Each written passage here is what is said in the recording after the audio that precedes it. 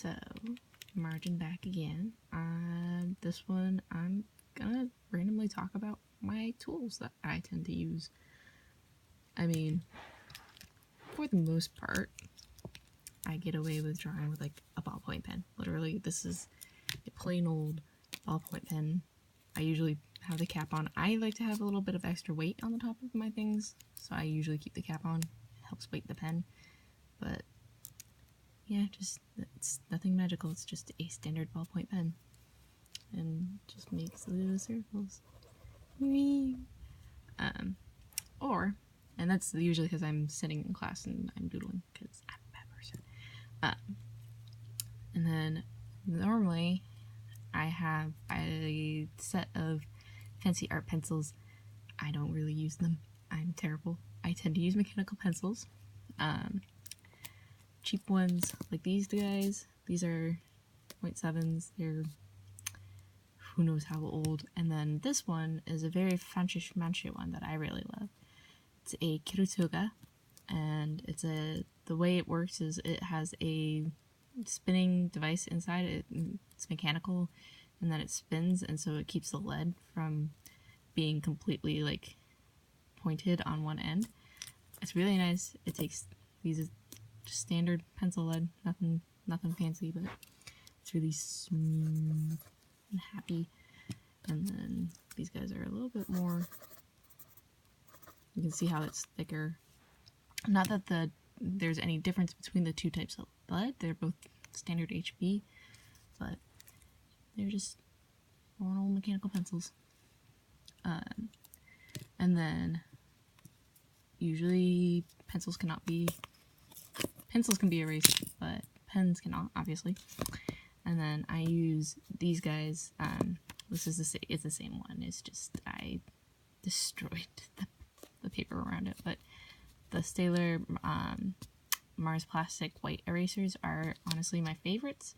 I don't have one on me right now because it's back in my res hall, but also an art gum eraser is really nice because then you have the ability to like pull instead of like leave it doesn't completely erase the line. It'll pull most of it off, and then you can like easily ink over it. It's really sweet. And then going into fancy pens categories now. My first kind of introduction to fancy nice art pens was the Faber-Castell Petit Artist pens. And I love these guys so much. This one's fine. There's a set of them that comes, this is the set version. And so it's this one, I'll just go one by one. And so this one stands for soft chisel. It's really nice. It's got the chisel tip, if I can get it to focus. There you go. But that chisel tip's really nice because you can go and do a nice long stroke like that, and it's soft, so it spreads. Plus their inking is really nice. It's really smooth ink. It's India ink. It does stain if you're not careful, but I really love them.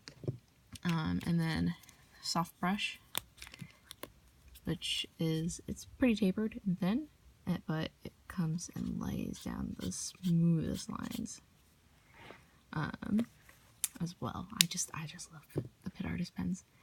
And then you have a regular brush. So this is what the regular brush one comes out as. And it's very similar. It's a much stiffer pen, but it has nice lines. You can get really smooth. And it's usually how I ink a lot with. I mostly do the inking in brush or some of the finer tips. This is the 1.5. It's like 1,5 is how it's listed, but a really nice smooth line like that. And then there's medium, fine, and extra small. Oh, and small. There's a small too. Missed it. But this one it's teeny. It's very tiny. extra small is super small. It matches the like Sakura micron like 0.5, 0.05s, and these guys are of various sizes. And speaking of Sakuras, I also have them. Some of them are faded caps because I've used them and they wear off really easily. But this is everything from 0.005 to the brush tip, and so the 1.0. And then there's a large pile of other ones over there. Those are all Faber-Castells that are pretty colors, and there's big brush tips, which are fun. These guys are great. I love them. They're great for big areas of black. So you just get these big lines. This one's I might need to replace soon because the tip is wearing a little, but they're fun like that. And then I just recently got these two. These ones are the Kuretake. They're brush pens. They're something Japanese and they're fancy. This one is the hard tip. Yeah, the hard tip one. And it's really nice. I mean, I need to still get used to them, but they're fun. And then this one is a soft tip, so it's actually no, I reversed that. I'm a liar. This one's the hard tip, and then the other one is the soft tip.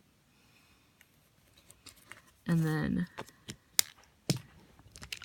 I also have this is a Jelly Roll white opaque one, and then I can't really read it. It's very faint.